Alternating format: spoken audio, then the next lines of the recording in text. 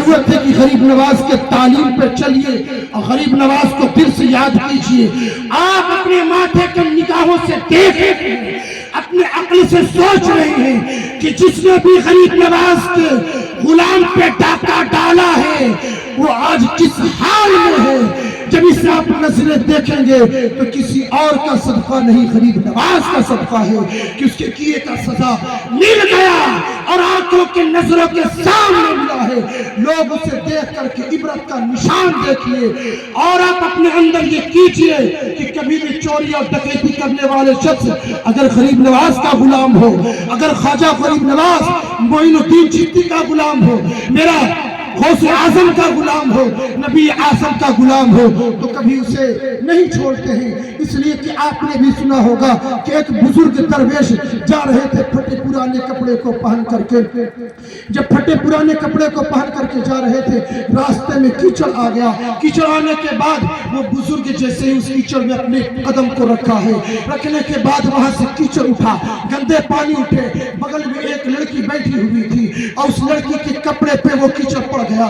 بغل میں اس کا محبوب بیٹھا ہوا تھا. وہ دیکھا کہ میری محبوبہ کے کپڑے پہ اس بزرگ نے, اس درویش نے اپنے پیر سے, اس کے پیر کی وجہ سے یہ کیچڑ چلا آیا ہے, میری محبوبہ کا یہ کپڑے گندے ہو گئے ہیں. تو وہ اٹھا اور غصے میں آ کر کے, تیش میں آ کر کے اس بزرگ کے تھپڑ جڑ دیا. جب اس بزرگ کا تھپڑ جڑا وہ بزرگ چلنے لگے. آگے جانے کے بعد ایک چائے کا دکان تھا, ایک ہوٹل تھا. ہوٹل والے نے کہا اے بزرگ ادھر آئیے, آپ کی بزرگی کی چرچا بہت ہے, آپ درویش ہیں, آپ مسجود انسان ہیں, آئیے. آنے کے بعد اپنے ہوٹل میں بیٹھایا.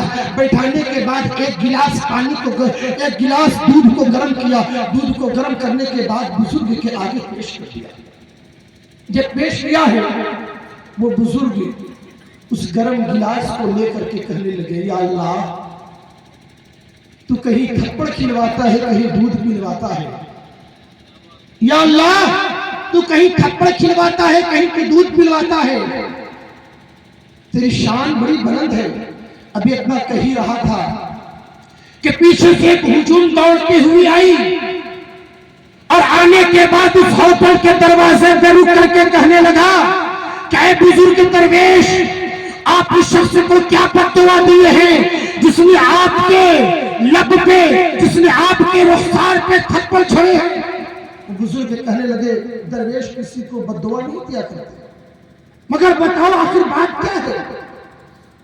وہ درویش پوچھنے لگے بتاؤ بات کیا ہے. تو لوگوں نے کہا اے درویش جو تو آپ کو تھپڑ جڑا تھا, تھپڑ جڑنے کے بعد اپنے چھت پہ چڑھا, چھت پہ چڑھنے کے بعد اس کے پاؤں پھسل گئے, چھت پہ سے نیچے کو گرا, گرنے کے بعد اس کی گردن کے ہڈی ٹوٹ گئے اور مر گئے.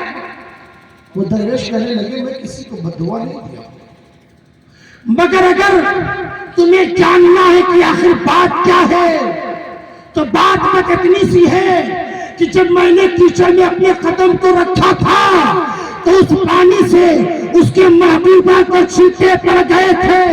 اس کے محبوب کو برداشت نہ ہوا اور اس نے آ کر کے مجھے تھپڑ جڑ دیے, اور جب اس نے تھپڑ جڑے تو میرا محبوب رب کائنات دیکھ رہا تھا, اسے برداشت نہ ہوا کہ اس نے اپنے شان کے مطابق اسے ایسا تھپڑ جڑا کہ اس کے موت.